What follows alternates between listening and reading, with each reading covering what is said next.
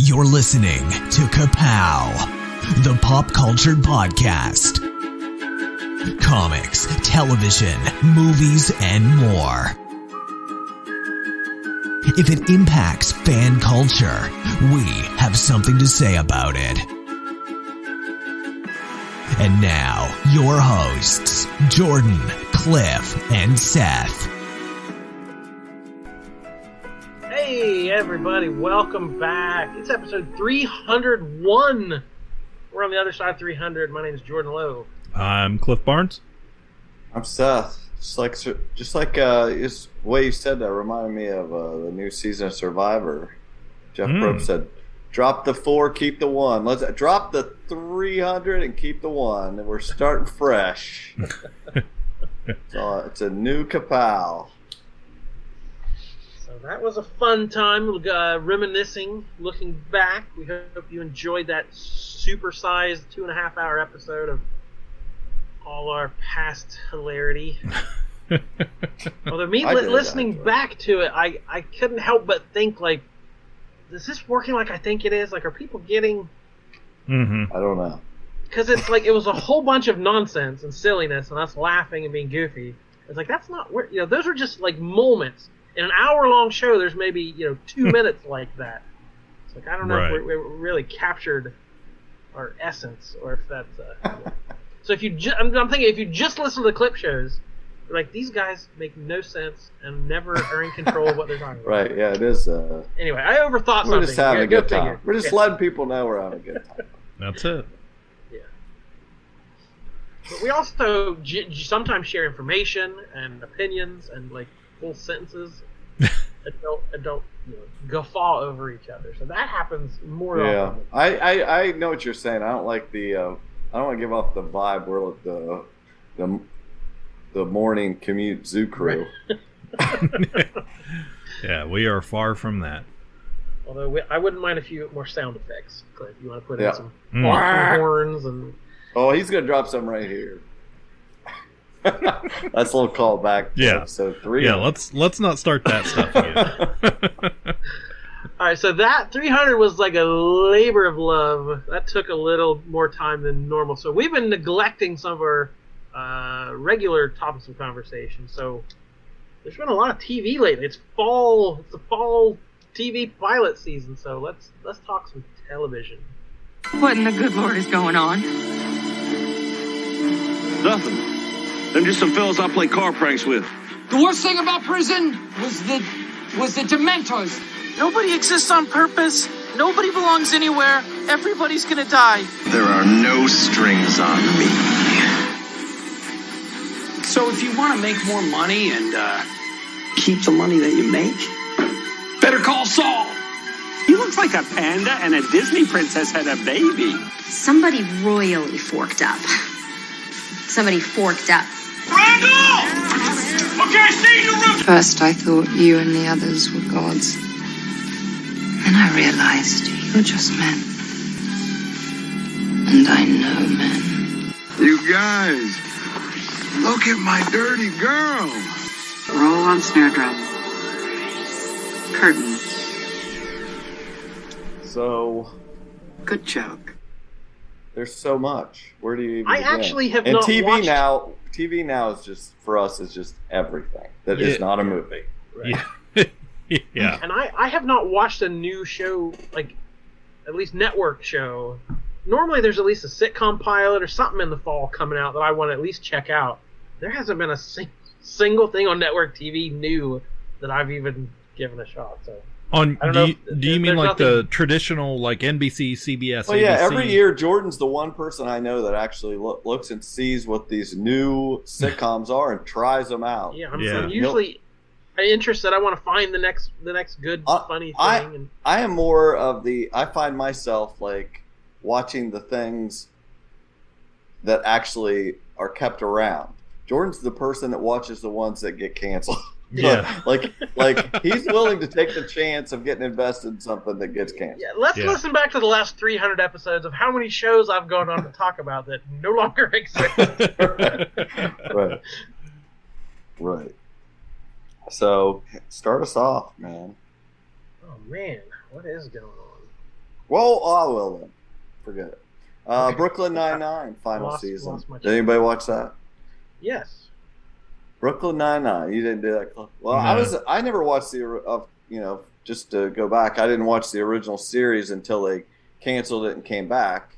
Yeah, and that's so why I didn't watch that original, so I never got back into it.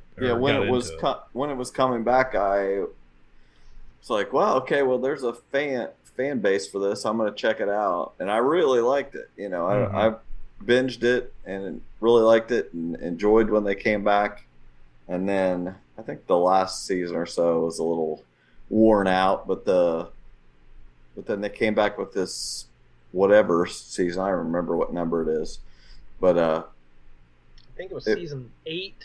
Oh, I believe that. Yeah. Maybe it was just 10 episodes. It was like a shortened finale year sort of thing. Yeah, and it started off. I was wondering. I think we discussed once, like, what are they going to come back as after all the George Floyd stuff and everything? Yeah. As being a wacky police department in New York, what are we going to do? And they definitely addressed it. Had them kind of face what it is they do, how do they feel about it, and things like that. So it's kind of interesting. Some people didn't like that. I was interested to see where they took it. And, not everybody stayed a police officer, so it was interesting to see where they went. And overall, it ended better than it started. Like, I think as far as this season, I know one point they brought back Doug Judy, Craig Robinson. Was a great long-time, character that would come back every once in a while. And then the finale was total fan service, and I ate it up. So that was how it needed to go out. What'd you think? Yeah, definitely a bunch of references and bringing back characters we hadn't seen in a while. And yeah, again, it's not a show I watched every episode of, but if it was on, I was happy to watch it. I always enjoyed it. So I've seen probably half the episodes maybe, but I these last few seasons I kept up a little more religiously. So yeah, it walked that line between kind of being preachy and talking about issues and just being the very silly show that it's always been. So I thought it went out pretty strong. And yeah, definitely sitcoms can flame out on their final episode and botch it, and I don't think this one did. It had a very satisfying ending. Yeah. Well, I know the last, I think, like, regular episode we did, we talked about there was a big thing about pants, and because Why the Last Man was coming out. So I've watched several of those episodes. I don't think I'm not fully caught up to the recording date, but as someone who didn't read these books, like, I'm not I really don't know if I like it or I dislike it at this point. As someone who works retail, I find their use of it.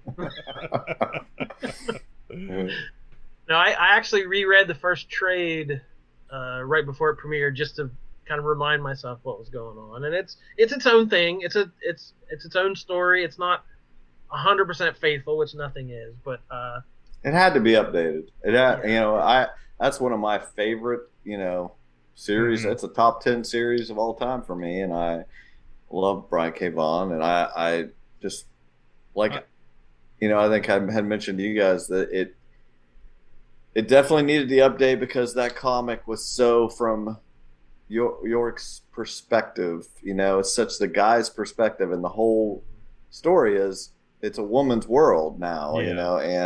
And that's the story we're getting in the show. For the most part, this is not what am I going to do in this world full of women. It's what are we going to do with this guy. Yeah, you can understand that from a young male writer's perspective. Absolutely, that's his viewpoint. Yeah. But now we have the showrunner is a woman, and I'm sure most of the staff. So there's a different viewpoint to have with this. And having hopefully just as interesting. Yeah, having such a like you said, updated. Because I just assumed automatically it was, just for all the the transgender references and storylines going on in the series. Which is a great. I'm really interested to see where all they go with that, because that's a really interesting thing to fold in there. And the best casting is Diane Lane. I was like, yes, she is exactly that character, but even taking the whole political story there and expanding upon it, using the what is her name? Amber Tamblyn. Yeah, using her to play the Meghan McCain type character, and just the whole politics of that is interesting to me. Like, I haven't seen the latest episode, but I've watched half the season so far, and that's an old trope of, like, in politics. If women were in charge, we wouldn't even have war, or we'd get things settled. And it's like, no, we all have base instincts, and we all are going to butt heads, even if all the men were gone. Like, it wouldn't be a utopia right away. I think what I don't like about it is that we've already seen The Walking Dead. We've already seen that's kind all of these every other show was post-apocalyptic for so long, and that's just what it's tired. The story's tired, and it's not prestige TV that I want every show to be. It's a little bit of bad timing right now. I mean, like, even though there are storylines that are very everything's post-apocalyptic, including the real one. Right. So we get enough of this every day. I don't sometimes, and that's kind of why I'm not caught up. I have to be in a certain mood to watch it. So, and again, the comic was written 20 years ago. The show has been in production for probably 10 years. And to debut it while we're in the middle of a plague, right, doing a show about a virus and a lot of people dying, it is a little bit rough. But I felt like it needed to slow down a little bit for a show that's not moving at warp speed. It was like society just collapsed immediately and people are starving.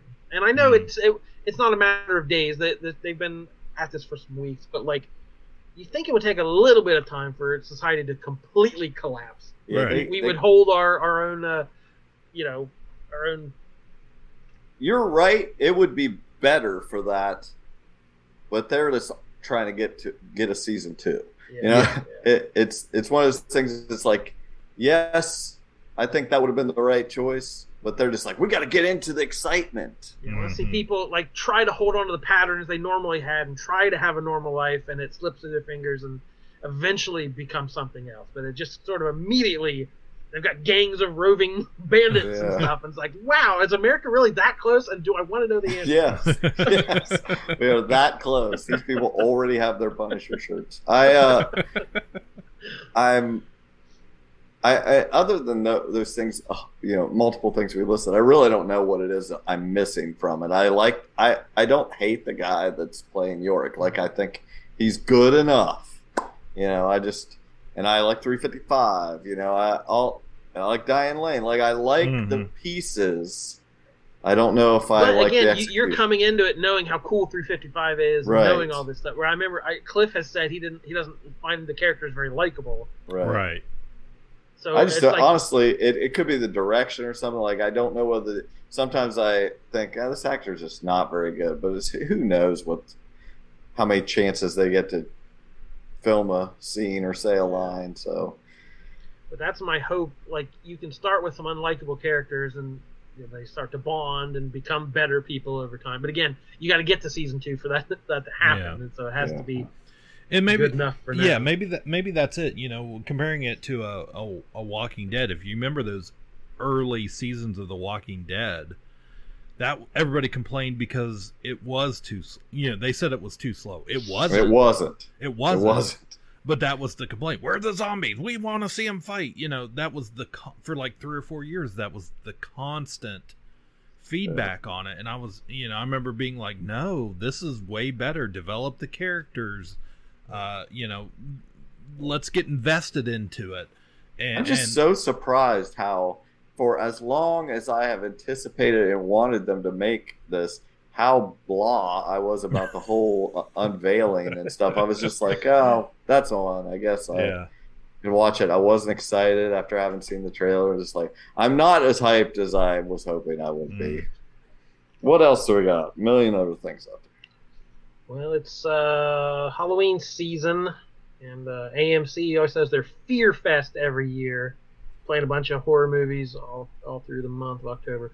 And they just brought back Eli Roth's History of Horror for a third season. Oh, wow. Which is the documentary series where there's a theme every episode, and he has a ton of people, actors and writers and authors, talk about certain aspects of horror movies. And AMC has done that with other stuff, but nothing has had 3 seasons worth of content for this stuff. So, what's your favorite scary movie? I'm Eli Roth, back with some legendary all-stars of terror. I'm not gonna hurt you. Join us as we delve into the films that have left their bloody tracks on the history of horror. People must like these. So, please, first episode. Please tell me they've gotten to the classic critters and ghoulies and clowns from outer space and all that. Well, the first episode was called Sequels That Don't Suck, so probably not there. It was talking about horror movies that improve on the original. The second one was Infections, which zombie movies and The Fly, movies about your body betraying you. The third one's called Psychics, so a long history of evil mental powers in horror movies. So again, that's my bread and butter. I love watching experts talk about this stuff and tie themes together and a lot of the stuff I haven't seen, so it's like a crash course in some of these movies I might not know very much about. Like if you had pressed me, I wouldn't even been able to tell you there was a Psycho 2 that came out like in the 80s, 30 some years. I've never seen it, but magazines have called that the best horror sequel of all time, because it was like a diving into Norman Bates' psychology and all this stuff, and it had some twists in it that people really love. So that was definitely the first Psycho movie I saw. I hadn't seen the original, and I saw that one at a pretty early age. I remember that. So I like that kind of stuff, helping educate me a little bit. But they also have Creepshow they have been airing, which was originally for the Shudder channel, which has all been absorbed into that AMC Plus. So I believe these came out about a year ago, probably. But they've just been airing season 2 on AMC. I think there's a season 3 already out on the app if you're that interested. But it's a horror anthology like the classic Creepshow movies and stuff. Showrunners Greg Nicotero, speaking of The Walking Dead. And there's been that first season I watched was a little rough. There were a couple good ones, but there were some real stinkers in there too. But the second season was a whole lot better. There were way more hits than misses on this one, and a lot of familiar faces. I'll give you a couple of the episodes. There was a little kid with an abusive stepdad played by Kevin Dillon, who was a huge fan of monsters and building models and stuff, and he uses his love of horror movies to get out of that situation. C. Thomas Howell is in an episode with Ali Larder from Lost. They run a bed and breakfast that's supposedly a murder house where all these murders were committed, and it's not doing so well, so they have to up the the cred of this house, we'll say. So they have does he paint his face or anything? No. No, he does not. He remains. He becomes. It's called Soul Man, right? He's bland, man. He's just bland the whole time. Oh wow, see Thomas Howell. I got my Wolverine show. Okay. Oh my god.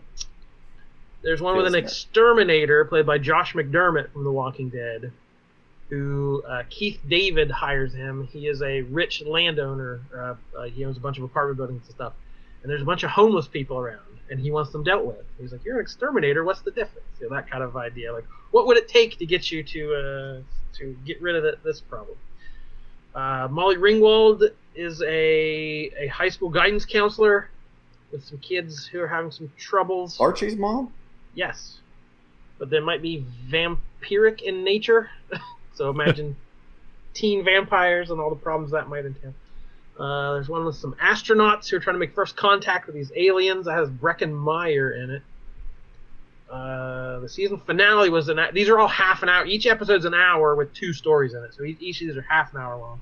The season finale was an hour long, and it had Justin Long and Darcy Carden from The Good Place, were a married couple, and he invented a virtual reality machine that you could go into movies. And he's like, the people are going to love this, escaping from their boring lives and their terrible wives. And she's like, no, wait a minute. So he gets to go in, and they put him into, had to be a public domain, an old Hammer film with Christopher Lee, The Terror Train. So he's in this old 70s movie, and they put in footage of Justin Long. It was pretty clever. But the best one was called Public TV of the Dead. And it was basically like a PBS station. And Ted Raimi goes on there, and he has the Necronomicon from the Evil Dead movies. And he's like, this has been in my family for years. And he goes on like an Antiques Roadshow type show. And he's like, what, is this worth anything? And I was like, oh, this is exquisite binding, and all the pages are wonderful. What's this passage here? And he starts reading the Latin. It's like, you probably shouldn't read that. So unleashes all these evil spirits at a PBS station. And we had just talked about Bob Ross and being a Vietnam veteran. Well, there's a Bob Ross style painter in the studio next door, and he's put Vietnam behind him and just become a peaceful painter. Well, he has to.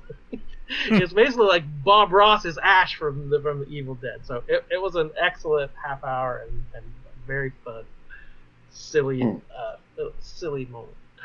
moment. Interesting.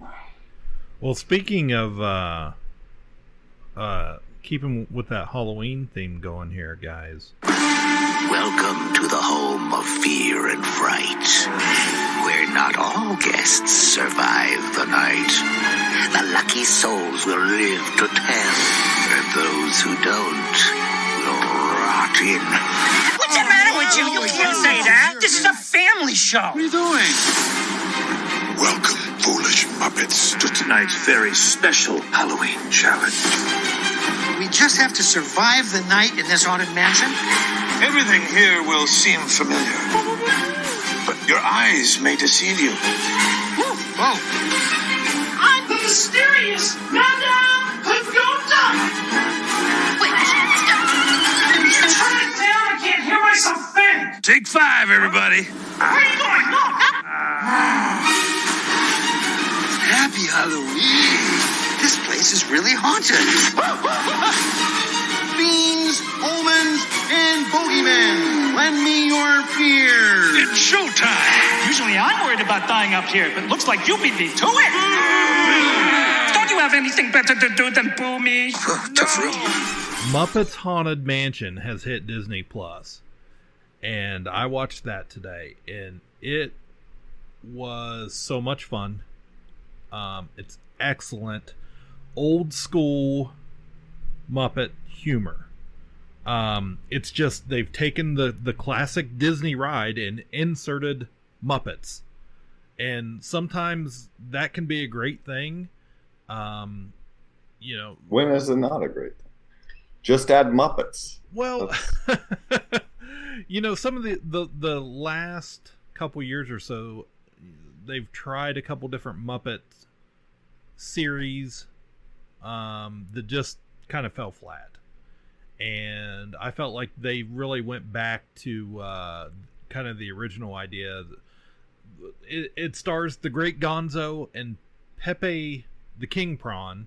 I'm not a huge Pepe guy because he didn't exist when I was a little kid, so yeah, he's an add-on. So. Yeah, he's an add-on. But yeah, they've just they've taken every... He's no Rizzo. He's no Rizzo the Rat. They've taken every classic... He's like the... Rizzo is to Pepe as Pompitos is to Ronald P. Tran. Figure that one out. But no, they've taken, this however long 5-minute classic Disney ride, and they've taken when I say they took every aspect out of this ride, every scene of it, every storyline, they took it all and made something wonderful out of it. I'm guessing there's plenty of inside jokes that a novice Disney person's not going to pick up on. I guess not. I think it's all pretty. I think you can enjoy it. It's pretty on the surface. Either answer he gives, he wins, Jordan. He can just say, like, I think everyone knows this stuff, or he can say, of course, yes. But no, I really do think I think little kids will love it because it's the Muppets and it's fun. I think adults will like it because there are some old original Muppet Show references and characters, actual Muppets doing stuff in there that they did on the original show that was just little bit here and there, great callbacks without seeming over the top or like, hey, going out of the way to point it out. So it's an hour long, and other than just the unfamiliar new voices of some of the characters, Kermit, we talked about this last time we talked about Muppets. Kermit doesn't really sound like Kermit anymore. He's not. We're two puppeteers removed from Jim Henson, and it's definitely a different take on it. But he's not the star here. He's very much a background character as much as the rest of them are. So tons of celebrity cameos in there. Who's the guy? What's the guy's name from the Lego show, Seth? The host. I know, but I can't think of it. I always want to Lego Batman guy. I always want to call I always want to call him Will Forte, but that's not right. Will Arnett. Will Arnett. Okay. So Will Arnett. What did I just watch him in? He was in another show recently, and I was like, he's actually good in this, and I hate him in that Lego Masters. I hate him as a host, but I've liked other things he's done. Yeah, he is the ghost host. That's all I want to give away. He's the ghost host. That's how he introduces himself in the special. But man, I tell you what, they really nailed it. They hit it out of the park with this special. It's like I feel at this point, other than watching your classic Charlie Brown or something like that, like this is the most fun thing out there for this Halloween season. Like it's fresh, it's new, but yet it's familiar, and it's I super haven't funny. been. You're right. I haven't been too hyped or the last few Muppets things they've done. I don't even know that I've really given much of a chance with it. I might actually look into this one and like I said, it's a one shot. It's only an hour, so you don't have to devote a whole bunch of time to it. I hope they learn from this and see this is what they need to be doing more of. They own the property. They have the Muppet Studio name, so let's do more of this. I don't care if they just put out holiday specials. I'd be on board for that. Because this thing, just the perfect mix. You want to talk about your crossroads, taking a Disney ride and inserting the Muppets and making a story out of it. Like it, for Cliff Barnes, yes, I am their audience. Well, Disney Plus had a couple of animated series dropped recently. Anyone check out the Star Wars Visions first thing? I have not yet. My son has watched it, so Seth, I was interested. Actually, I was hoping you would bring this up because if you've watched some of these, I've seen some really mixed stuff on it. 何百年も前のことよ。ジェダイいう偉大な戦士がこの星にやってきて、うちの祖先がこの宝刀を託される。その刀は常に全力で支え合う。そいつはお前のもんじゃ。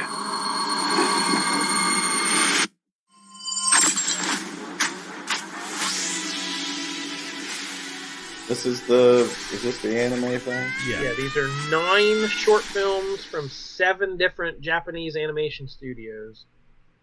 I saw 4 of them. It's pretty perfect. George Lucas was famously inspired by samurai films, among other things. So mixing Jedi in with this kind of samurai feel and anime feel makes perfect sense and works pretty well. I really liked it. I thought, again, and I don't watch the cartoons. I haven't watched any of the Rebels or Clone Wars. Just not, I don't know. I'm just not that interested in this expanded storytelling universe. But this was up my alley because it was standalone.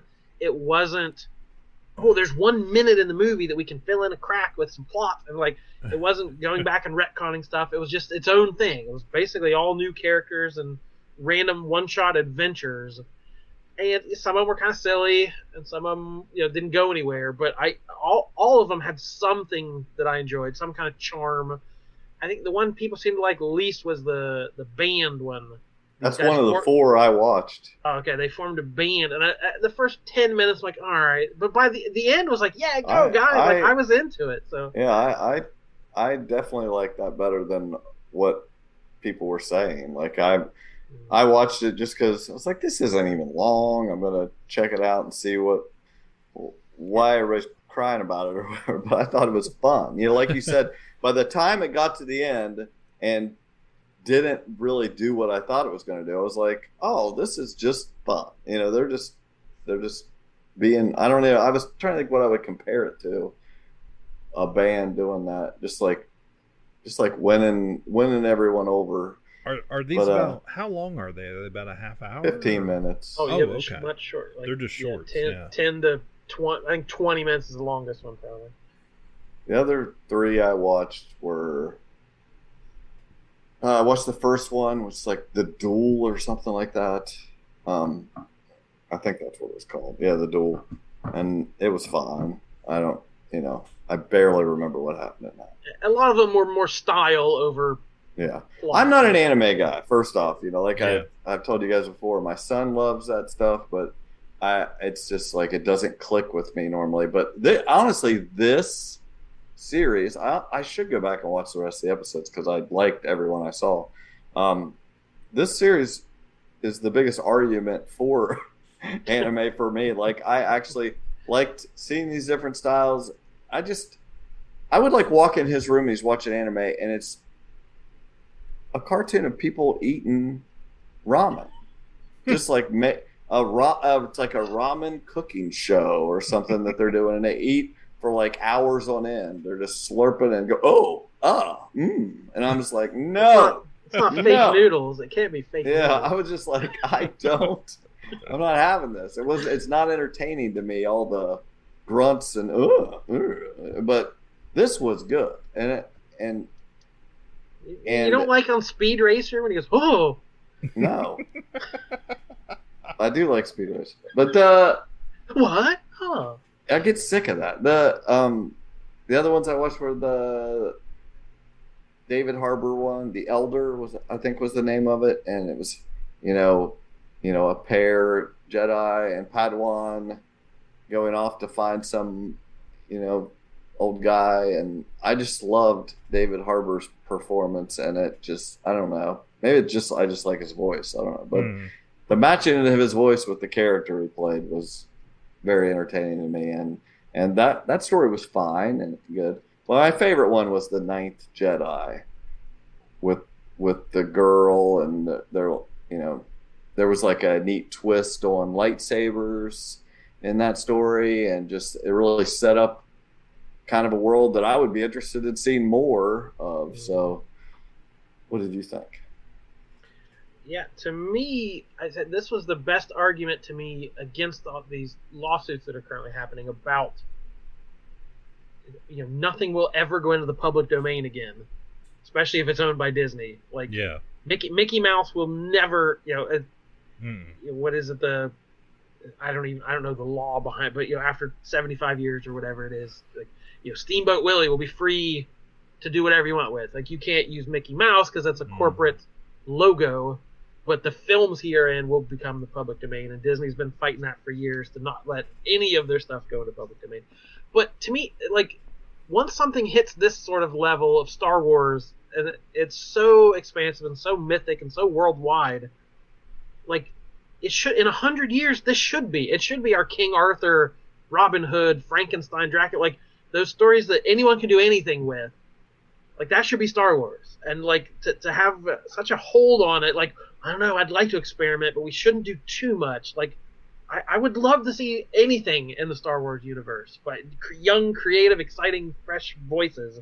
And this got me excited of like what could be if, you know, it famously for the longest, I mean, they're doing more stuff like this, experimental, but for the longest time, Lucas wouldn't allow, you know, they did like a Robot Chicken special. It's like, well, you can use the sound effects, but you can't do this and that kind of like, that grip you have on how precious Star Wars is. Like, and Star Wars is a lot of stuff. Star Wars can be anything. Well, I remember, you know, I don't even know how long it's been, 10, 15 years ago when Family Guy was still popular and they did the Star Wars version. Blue Harvest. Yeah, Blue Harvest. Specials. That Lucas gave. It was a huge deal because, you know, George supported it and let them pretty much use whatever they wanted out of it. So you're right in the fact that it really is, you know, the mythology of it is just, you know, we say it is known, but but that's kind of where it's at. I mean, I definitely, I will say it, like you're saying, it made me loosen up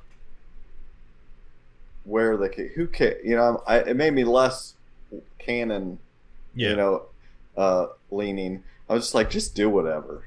You know, some of these stories were just like, that's a neat idea. I like that they, you know, made it happen. I was able to watch something and it wasn't stopped by, oh, is that canon or legends or what? It was just like, they're just doing whatever they want. Yeah, and that's, you know, that's what we ran into with Disney, and when they took all, you know, because Lucasfilm had licensed out all those books that nothing was connected. It was just basically, hey, you want to write a Star Wars book? Go right ahead.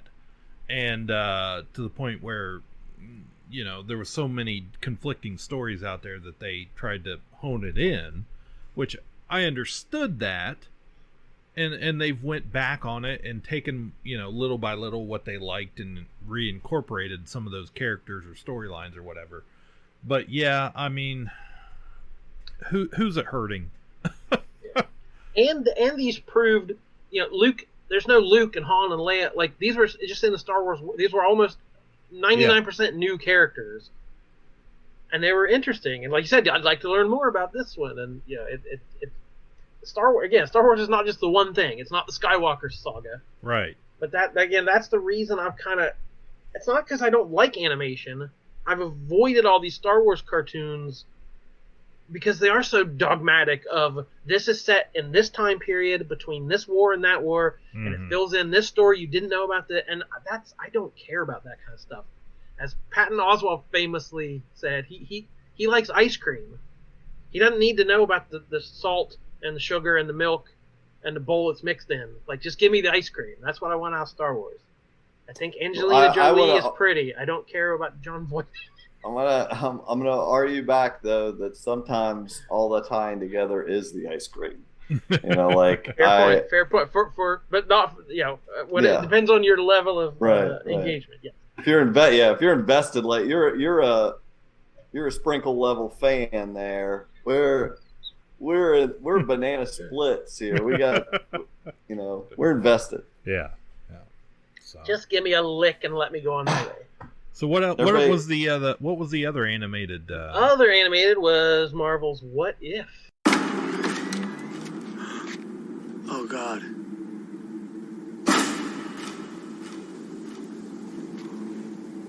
Was I too late?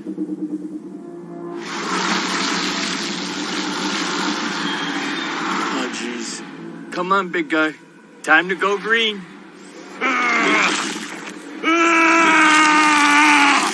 Oh, no. Hear me and rejoice. Come out. What do you mean, no? You are about to die at the hands of the children of... Tony? Oh, boy, are you guys screwed.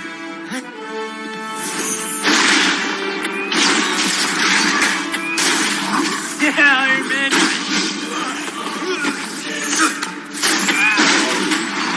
Wait, what do you guys... that sort of seems like overkill.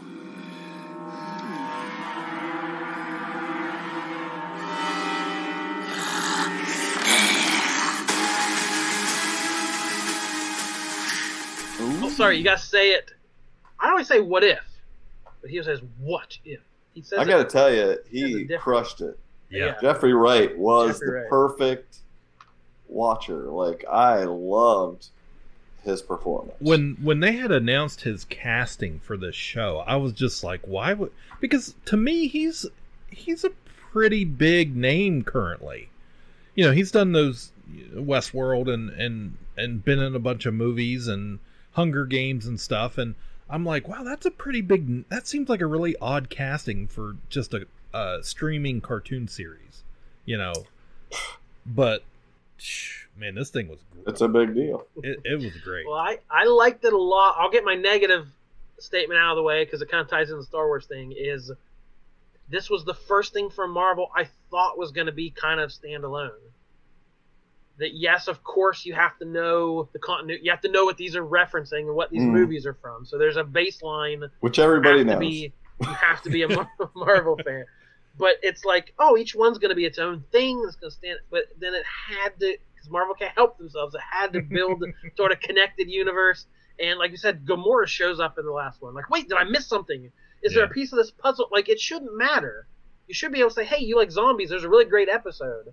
You can watch this zombie one and not have to worry about anything else. And as I said, Marvel can't help themselves, but tie it all into a big messy knot. And again, you might love that. That might be your perfect cup of tea. But to me, it was a little bit like, all right, I just wanted to watch a show. I don't want to do homework and tie everything together. Come on. I totally agree. That disappointed me as far now. Not only did they do that, but they made it the most convoluted thing.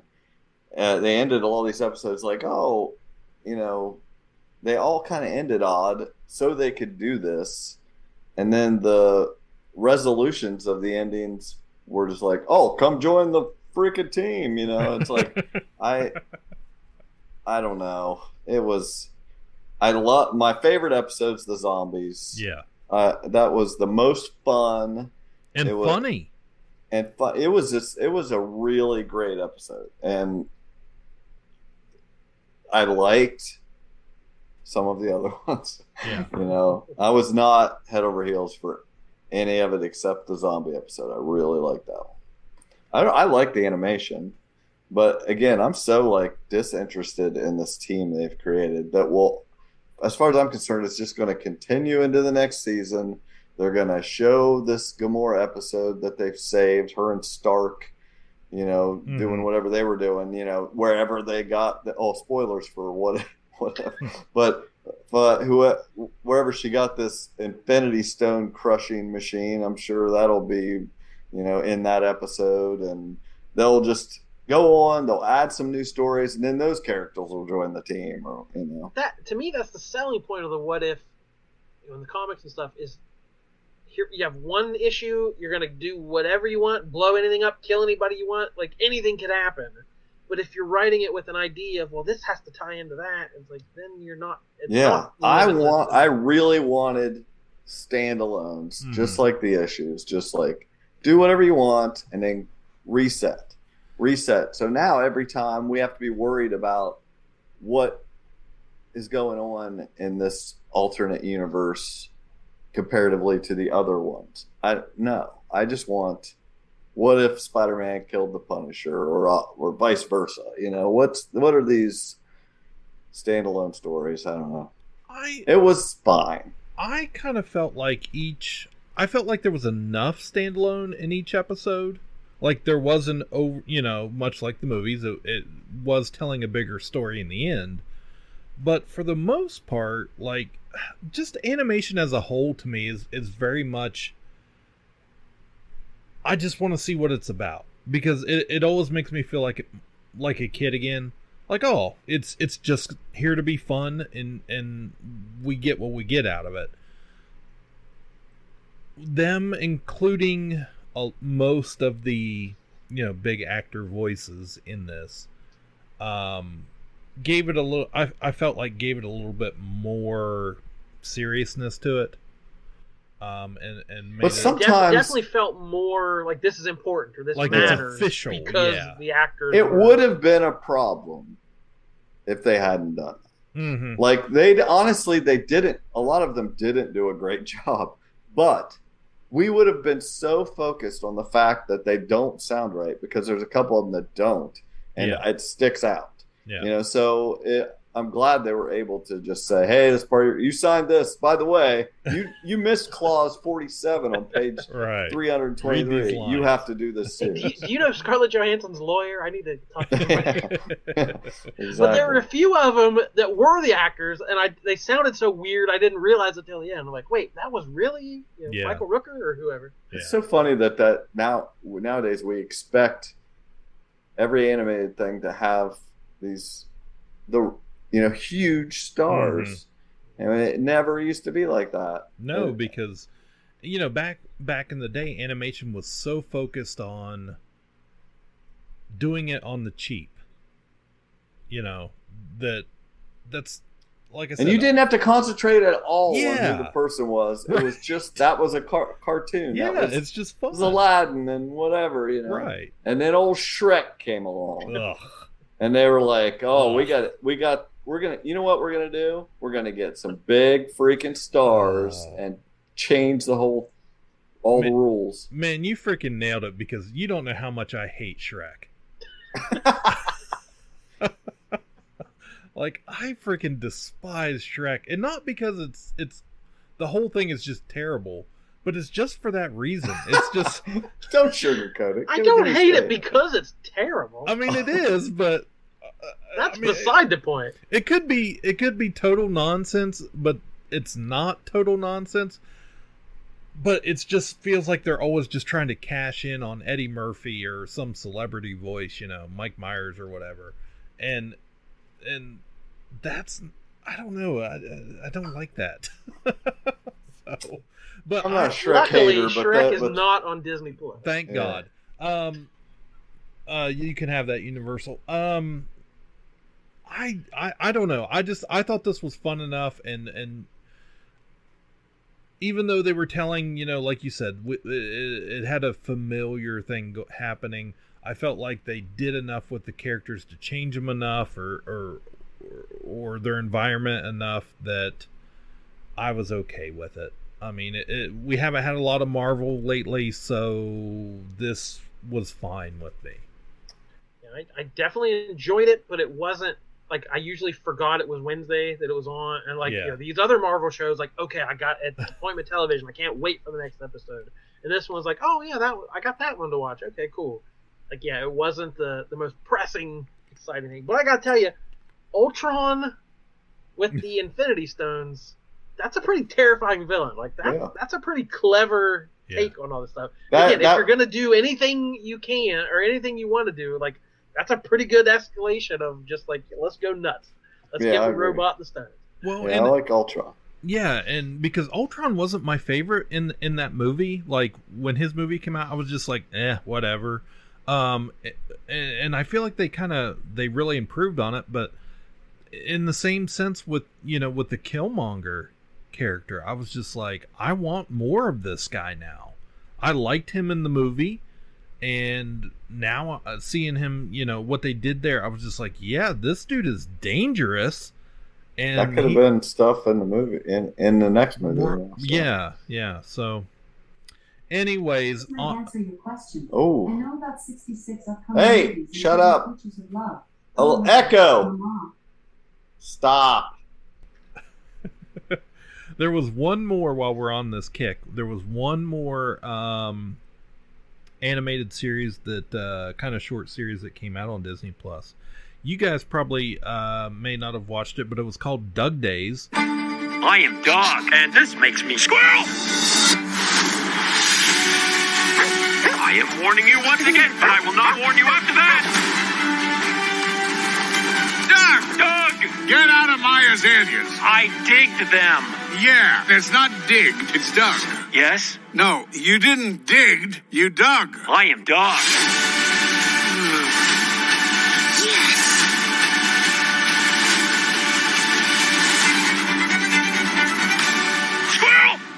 It was starred Ed Asner and his character Mr. Fredrickson from the Up movie, and was just kind of like this really cool little sequel to Up.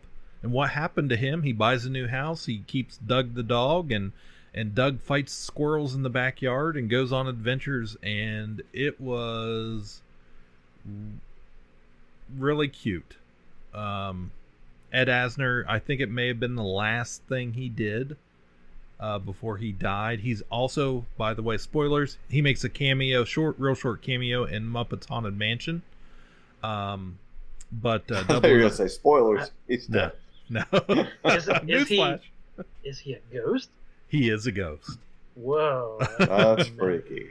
But no. He paint his face.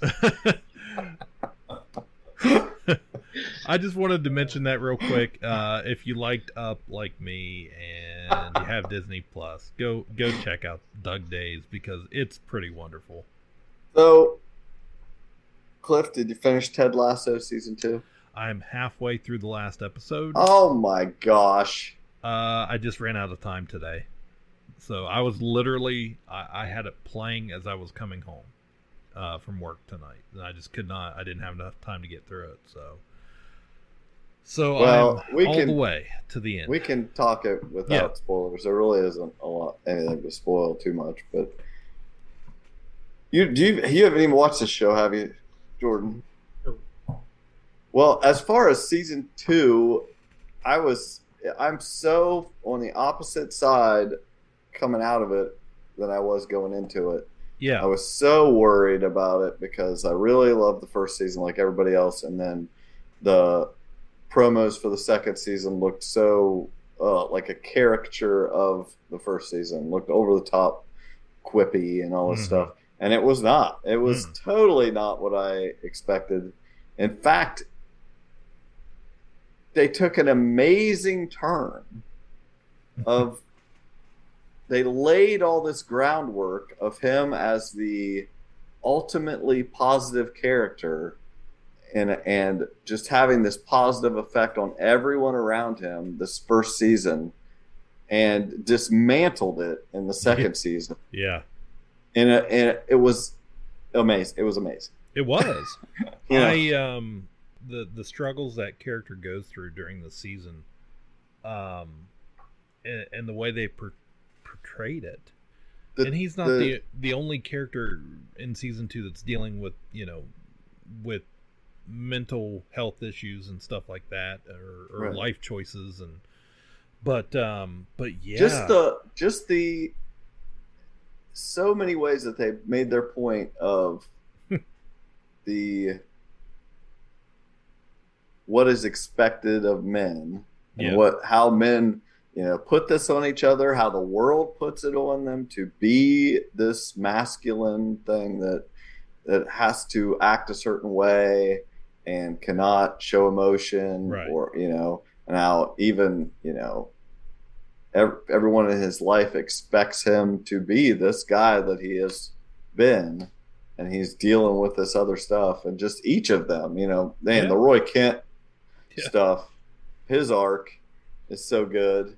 This episode especially, the showing the things, him dealing with things, and just even in his way, but still right. Well, I loved that they brought in the team psychiatrist, or psychologist. Yeah, he was a great character, and the relationship that starts off so cold. And it's like when they brought her in, I was just like, why? She is not appealing to me at all. Like, as far as there's no story here, she doesn't show any emotion at first, just very blah and boring, and like, here's just a plot device. And the way she develops and her relationships with Ted, and it's just, I loved it. Because the whole twist of the freaking who the villain ends up being in this season, and the reveal. I assume you have not made it to the reveal of why he did what he did. No, I am. I won't spoil that, of course, but I left off like right at the Diamond Dogs meeting, which was amazing. I didn't want to spoil that, but the Diamond Dogs meeting was so good. Yeah, and the reaction Roy has to it is just Oh, it's just so great. But yeah, I think it's not too long after that in the show.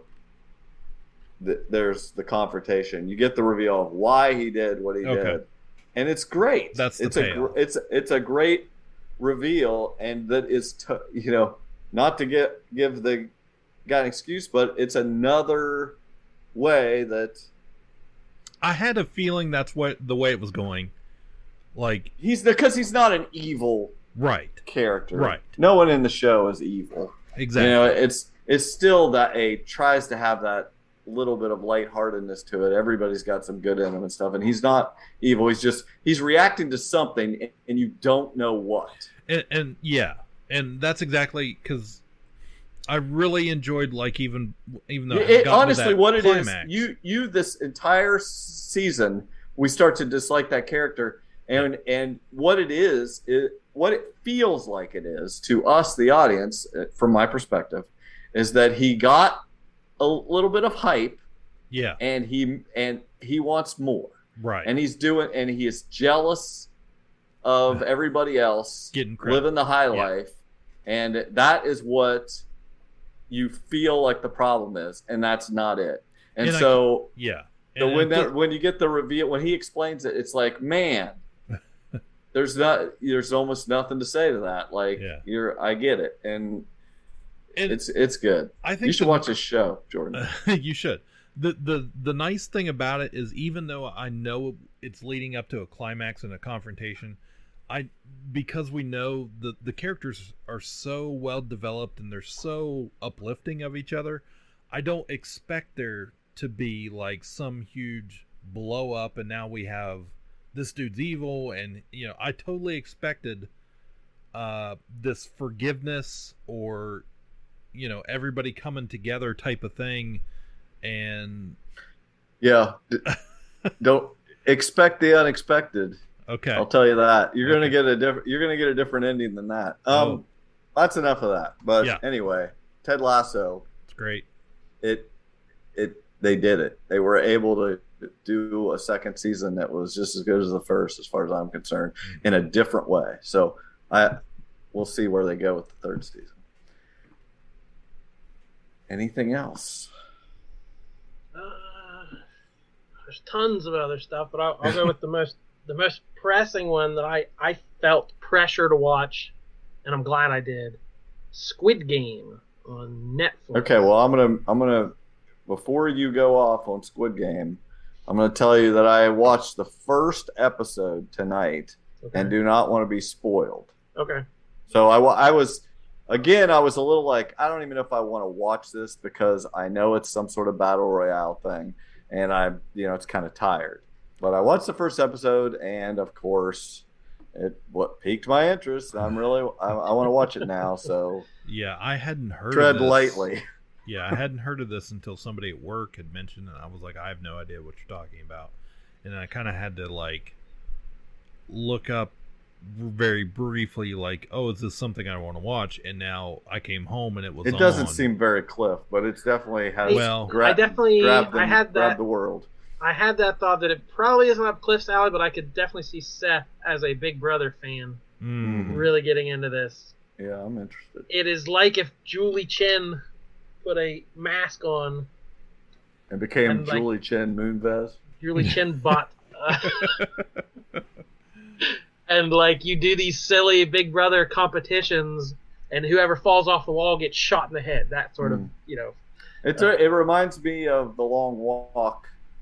I saw someone reference that. Yeah. That's good. I mean, that's always been, my favorite Stephen King story was The Long Walk, which is the game show type format where 100 14-year-old boys walk They just go for a walk. And if you stop walking a certain mile per hour or you get off the path, they shoot you. It was a game show format. So yeah. So this is the Korean show. It's the #1 thing on Netflix at the moment, and that plot's going to interest me. That the visuals looked really cool, but I started seeing memes and people in the jumpsuits. Luckily, the memes aren't spoilery at all. If you haven't seen it. It's becoming a cultural thing, and you don't want to be left out of anything, especially if you co-host a podcast on pop culture. Hey, one of the easiest costumes this summer is green athletic suit. That's gonna be big on Halloween, I'm sure. And again, it's very smart too. COVID safe if you put on those masks with the triangles and squares and stuff. That's a good COVID safe Halloween costume. Anyway. It's a Korean TV show, 9 episodes, all of them around an hour. There's a lot of influence here. It wears its influence on its sleeve. The first one, I thought the DNA of this was The Prisoner, that British show I talked about a while back from the 60s. Yeah. About a guy who wakes up on an island and is just given a number, and everything is weirdly artificial and surreal. So that to me felt like right out of the gate. Hunger Games or Battle Royale, like you said, it's people who have to survive, fight to the death kind of thing, with that game show type Big Brother thing. And I saw several references. There's been a couple horror movie, Would You Rather, I think it was called, different things of people doing kind of mundane things with a life or death stake. So that, like, you're perfectly right when you say it's very familiar. But to me, where it takes the best step is, and much like the movie Parasite or a ton of current pop culture, where it's talking about class and income inequality and the 1% and where we all are as a world under capitalism right now, is that this isn't a horror movie where everyone's kidnapped and an evil madman makes you do this stuff. This portrays a world where this is your best option. This is as good a chance as any. Mm-hmm. To get out of where I am, I might as well do this. Everyone has a equal. They make a very they put forward this is a very fair space. No one is divided among class structure. Everyone has an equal opportunity. At least you have a chance to get out of this. And that's the idea of. That's where I thought it got its strongest. Playing with that idea of, it's not some sadistic horror monster making you do this. It's, what's more sadistic than living life right now in the outside world, buried under tons of debt and stuff. The one negative, I was a little bit thrown because I don't know the stakes, because I don't understand the scale of Korean money. Because he's like, I need $10,000 for some chicken dinner tonight. Yeah. It's like buy yourself a cup of coffee. Yeah. So like the prize is 45 billion won, which is the denomination. Seems like I was like, I don't know what that is, but it's probably a lot. So apparently somebody did the calculation. It's about $38 million. So that seems it's life-changing money, but I didn't quite know the scale. They could have all split that. Yeah. Still all been rich. But I thought the acting was really strong. Again, subtitles. I liked all the characters. Not everybody's likable, but I thought everything was I'm team good. Subs, not dubs. But the big negative is there's an episode with a bunch of English speakers, and it's horrible. It takes you out of it because I don't know who these people are, but they're not native English speakers, and it's very much like, hey, buddy, let's go to the bar and enjoy ourselves. And it feels like they're being dubbed secondhand in English. Right. And it's like... Want a hamburger? Yeah. I'm sure that's how everyone feels when they watch an American movie. And, we don't know the difference, but listen to a foreign language. But and it follows up one of the best episodes with all these English-speaking guys. It's like, oh, this is painful to listen to. But I very, very much enjoyed it. And I'm more of a fan of that silly genre stuff, the blood drives of the world and that kind of stuff. I can definitely watch all that junk. But I don't think this is that. It's very violent. It's definitely very genre, but I think it's better, has a better through line and more quality. And for being a very familiar story, I had no idea where it was going. I didn't know who was going to live to the end. I didn't know what the twists would be.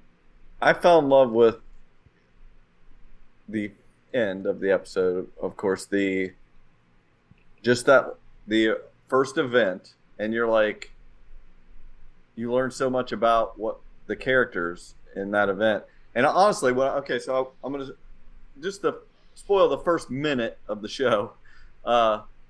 It's a flashback to explaining the Squid Game they played as kids, and it's just like a whatever tag type, get the right mark on the playground type thing, capture the flag type thing. And but there were so many things happening in the first bit of the show that just seemed like obviously some foreshadowing to something that would happen later. And I was kind of rolling my eyes, like literally in the first minute of the show when he's going to score, you have to step in this little spot. The guy grabs his shirt and so he can't do it, and his shirt rips and he can do it. And I was like, well, I'm thinking, well, it's how the show's going to end or something. He's gonna that's how he's gonna do it. Same thing is going to foreshadow. Instead, what happened? That paid off at the end of the first episode in a way I was totally not expecting, and it was so different, and I freaking loved it. Like that, the shirt grab in that ending is so good. I was like, I'm in. So I can't wait to watch the rest of that this week. I binged it over 2 nights, which I never do. Yeah. I wanted to know what happened next. I was invested for sure. So maybe not everyone's cup of tea, and very, as I said, there's bloodshed and some gore, but very of its time piece of TV for right now. I feel like I might add one more thing. Let's see here. Well, while you're thinking about that, I'll mention real quick. Currently, towards the end of season 3 of HBO Max's Titans, Michael and I have texted a little bit back and forth about it. They did the Red Hood storyline all season. They had brought Jason Todd in season 2 as the latest Robin. And season 3 they do Red Hood. Basically from the comics, the Joker beats him to death. In this, Batman takes revenge. But the kind of catch of this season is it's a whole bunch of Scarecrow, and it's actually Crane is manipulating basically through drugs and addiction Jason Todd, which is the best part of the series. We introduce Barbara Gordon. This is years down the line, so she is Commissioner Gordon, and then brings back the rest of the cast, and we learn some of their fates as newer, younger heroes emerge. Your Beast Boys and Connor Kent, Superboys, and that type of stuff. But it's very up and down as a whole as a season. There's some stuff I really like. And there's some stuff I absolutely hated. But that whole series has been like that for you, hasn't it? Yeah, the whole series has been this way, and it's very dark. I texted Michael yesterday, and I'm like, I like it enough, but it's just nobody's having any fun. As a Teen Titans series, none of these characters are enjoying any of it. It's just superheroes aren't meant to be fun. What are you talking about? It's all doom and gloom, and that part, with the exception of maybe one character, it's just darkness. And Doom Patrol has started its new season, and I haven't watched it yet. So I'm hoping, I want to get Titans finished up. I think there's one more episode, and get it finished up so I can jump into some Doom Patrol, because I need some fun and just, off the wall goofy stuff to cleanse the palate a little bit of this Titan show. So I don't know if it's going to go another season.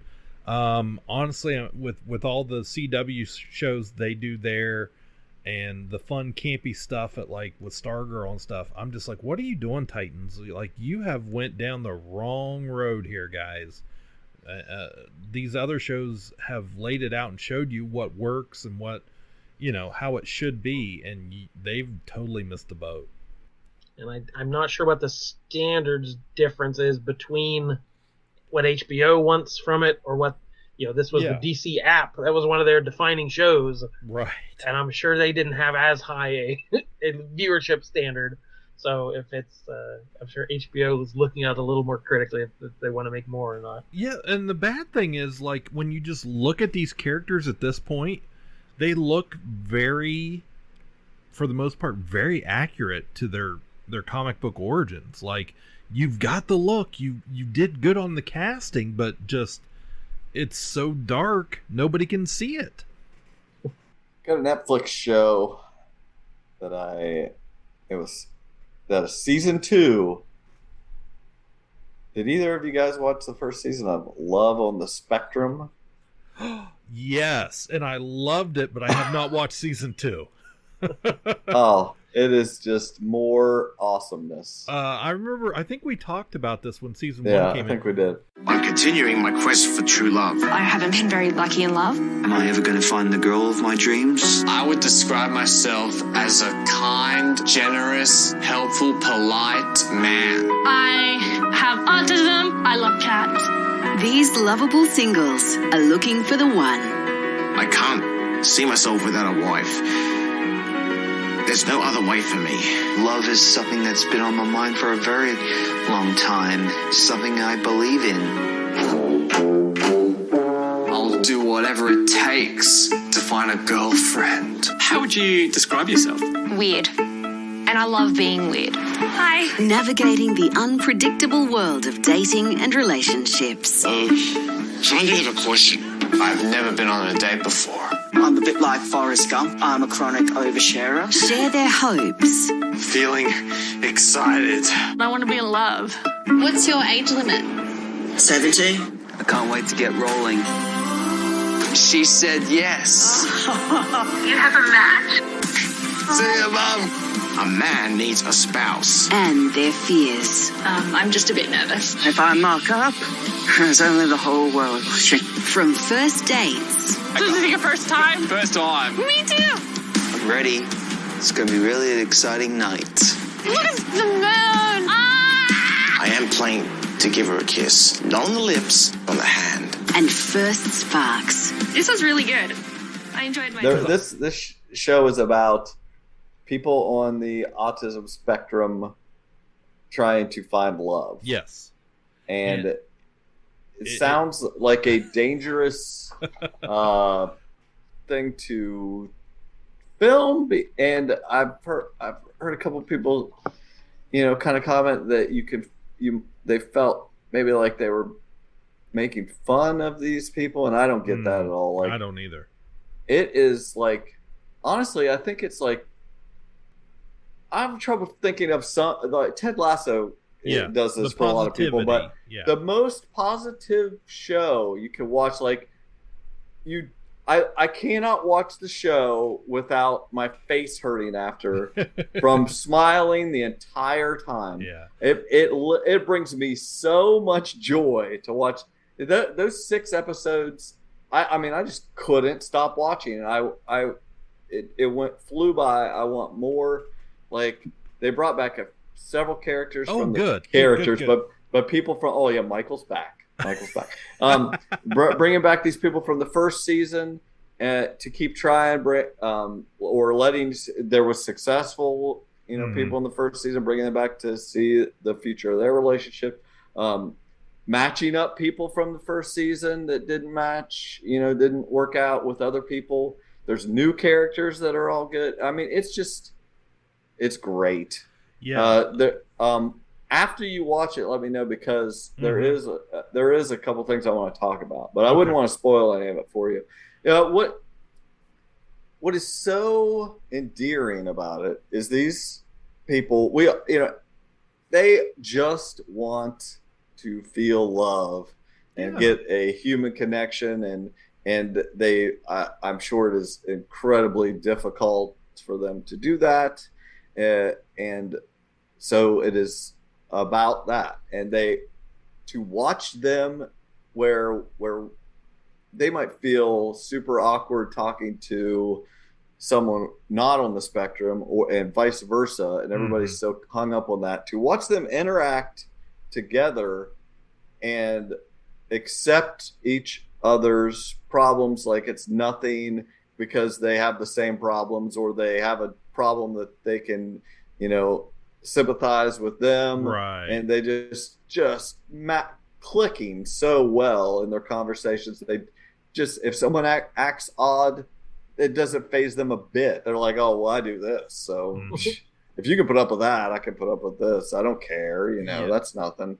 It's just great. Yeah, that was the thing with season 1, because I think I ended up watching it, or maybe rewatched it with my wife and daughter, and they loved it too.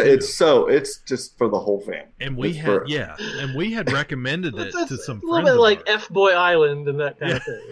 Same feel. Just fun for the whole family. Just people coming together and being positive. That's it. Yeah.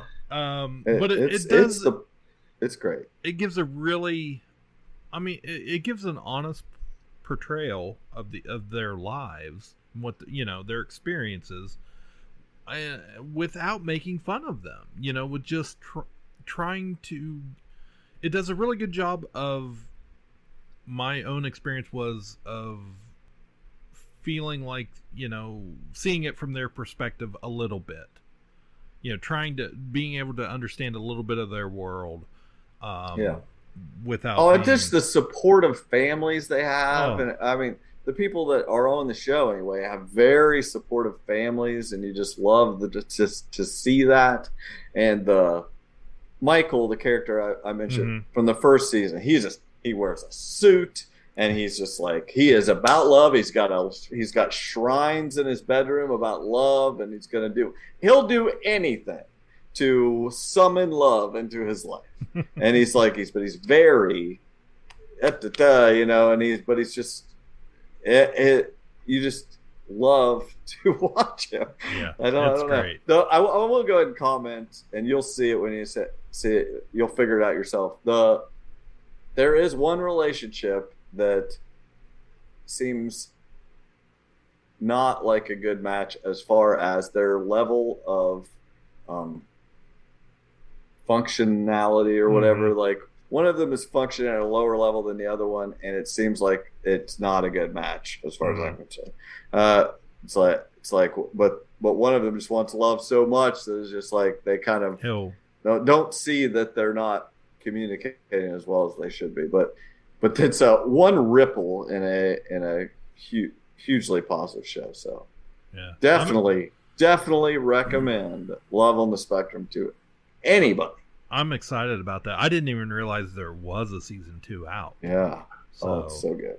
Yeah. I wish I didn't know and got to do it all over again. But I'm sure it'll be back. All right, so much TV to enjoy out there.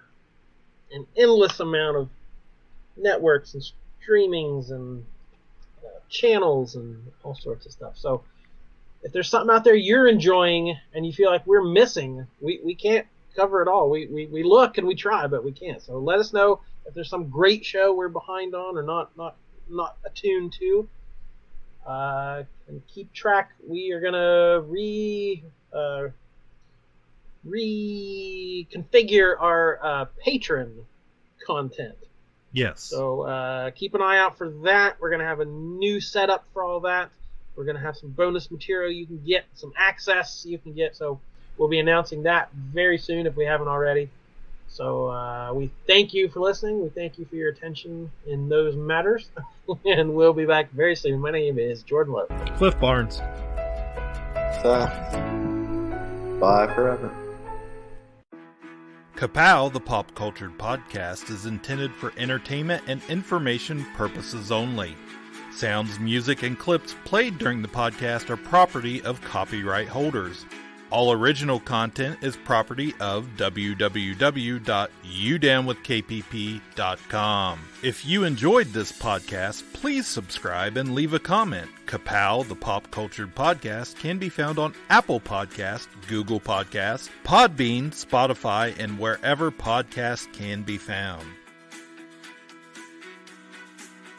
You can connect with us through social media on Facebook, YouTube, at the Ka-Pow Podcast on Twitter, or email the show, Ka-Pow, the pop cultured podcast, at gmail.com. If you really want to go the extra mile, join our Patreon at patreon.com/udownwithkpp for special content and access to Patreon-only benefits. We are grateful for anyone who chooses to contribute, but please know that most of our content will remain free. So please continue to like, comment, and share.